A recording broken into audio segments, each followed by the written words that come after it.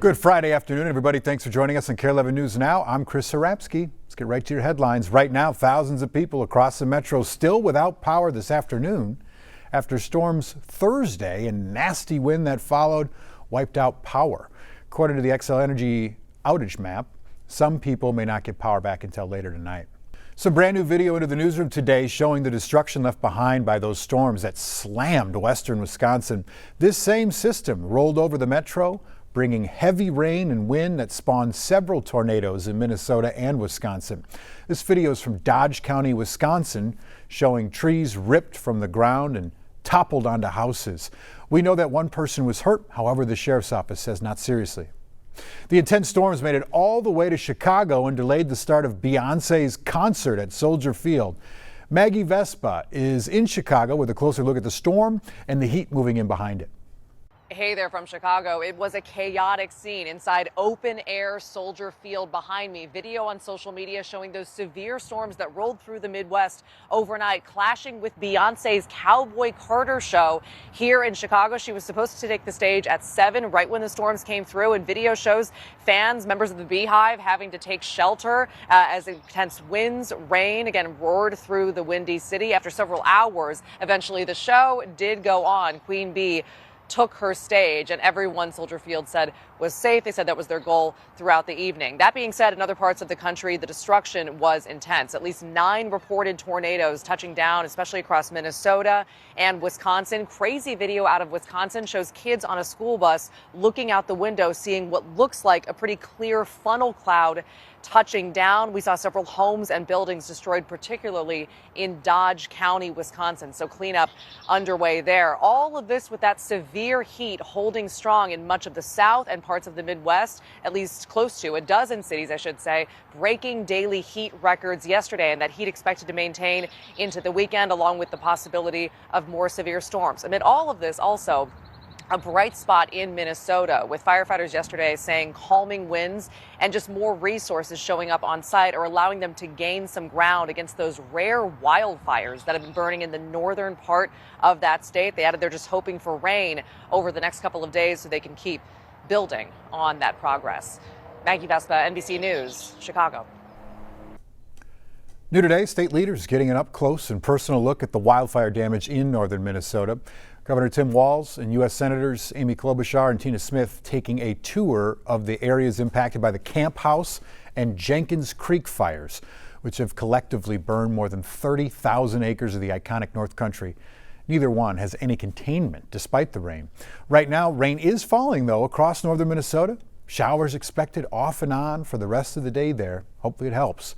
A little further south, the smaller Munger Shaw fire has scorched 1,600 acres of land and is 25% contained right now. These fires are fueled by hot and windy conditions, along with a lot of dead and downed trees. What's killing those trees? An insect the size of a grain of rice, and it's eating its way through balsam fir and spruce in what's now the worst outbreak in decades. Can the budworm ever be stopped? Here's Jennifer Hoff. Large wildfires are leaving their mark across northeastern Minnesota.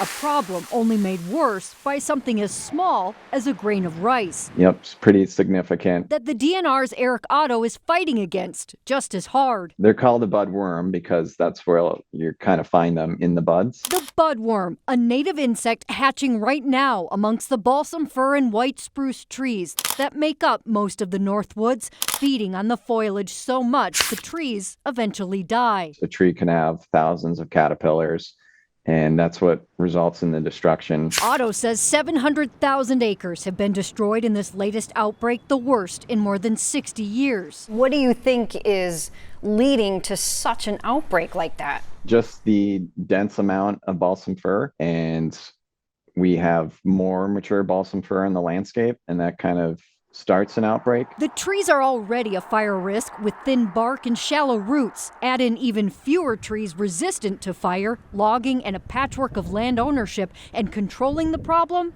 is complicated. A lot of it is federal Forest Service, then state, county, a lot of private landowners, which also complicates things if you wanted to do any prescribed burning or different types of management. How do you ever then put a stop to this? Just increasing that tree diversity, making the landscape more resilient the next time budworm rolls around. The budworm eventually turns into a moth, laying more eggs that hatch later this summer. They won't really do any feeding damage. They basically almost just look for a site to overwinter, usually under the bark. The cycle then starts all over again, killing a tree in as few as 5 years. The dead and downed ones now fueling this fire's growth. There's a heavy dead component due to bugworm, so there's a lot of receptive fuels everywhere. Crews starting to put out one problem, only to have another one nearly impossible to fight. We'll always have, spruce budworm outbreaks as long as we have, balsam fir and white spruce. Jennifer Hoff, KARE 11 News. New this afternoon, a rally at the state capitol against the state budget agreement that slashes health care for undocumented adult Minnesotans. The cut, part of a larger agreement that Republican and Democratic leaders announced on Thursday. Right now, the proposal keeps state health care for undocumented children, but some lawmakers say it's not enough and are threatening to vote against the bill if adults are not included. Lawmakers need to pass a 2-year budget by Monday, otherwise they'll need a special session. Also this afternoon, the union representing the Department of Corrections officers in Minnesota calling on state leaders to stop the planned closure of the Stillwater prison. The union says closing that prison will result in overcrowding at other facilities, a major safety risk at those facilities, and could displace hundreds of workers. The Department of Corrections says the Stillwater prison is a money pit and is costing taxpayers way too much because of its age and how much it will cost to keep the facility up. The plan for now is a phased closure, with a full closure happening by 2029. New today, the first round of face-to-face peace talks between Russia and Ukraine ended just after 2 hours this morning, the first meeting since the early weeks of Russia's invasion of Ukraine in 2022. Ukrainian officials saying the Russian side introduced, quote, unacceptable demands, end quote, to have Ukraine forces withdraw for huge swaths of territory. Russian leaders say both sides agreed to provide each other with detailed ceasefire proposals and to discuss them later. Meantime, President Trump says a meeting between himself and Russian President Vladimir Putin will happen as soon as they can get it set up. Starting tonight, be prepared for a longer commute if you take I-494 or Highway 100. Sections of those roads are going to be closed in Edina and Inver Grove Heights, so crews can tear down old bridges and start building new ones. Edina's closure begins at 9 p.m. An hour later, crews in Inver Grove Heights shut down Blaine Avenue to Babbitt Trail along 494 to demolish the southbound Highway 52 bridge over there.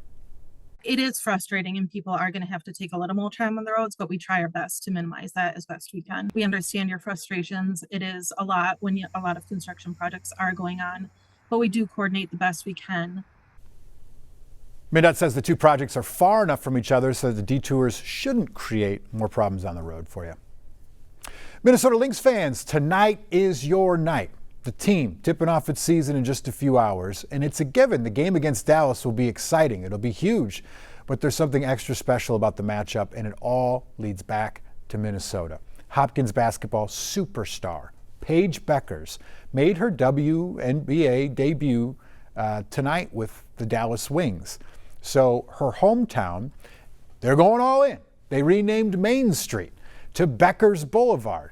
The city itself, Paige Beckers, Minnesota.